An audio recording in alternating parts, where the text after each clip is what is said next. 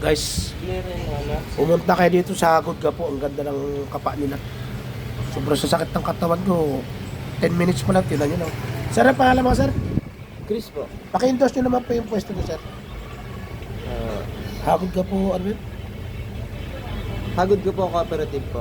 Ayan. Dito sa likod ng Pag-asa. Sa may malapit po sa kantin. Yan po sila. Meron po pwede sa babae. May mga babae po nag-iinot. Yan po. Yan po sila. Oh. Maganda po silang. Yan po. Opo. Ako, natira ko na si Pe. Ang bilis na katsap na, no? ano pangalan mo, ma'am? Rochelle po, Oh, Rochelle. makulit ka, Rochelle. Rochelle, pangilinan niyo. Ayan, marami ang tinan niyo, umagod si sir, oh. Ramdam mo. Pati po yung aking palakanyura na namamahinga na, mukhang mabubuhay uli. Mukhang makakatatlo na ako, sir. Dati dalawa lang, eh. Ayan, oh. Sarap, guys. Pero biro, try niyo po, guys. Marami po talagang pumupunta rito, eh. Babalik-balik. Babalikan ko rin po. Kasi ramdam mo yun, nawala yung mga sakit.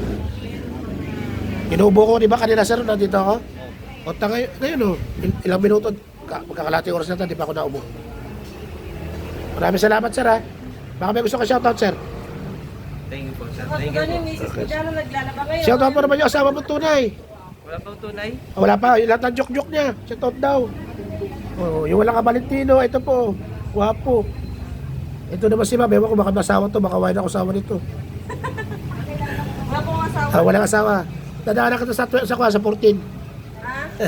Joke lang, ma'am. Wala akong asawa. Huwag niyo na ako tularan. Ah. Iba po asawa ko eh. Sige po, salamat, ma'am, ha.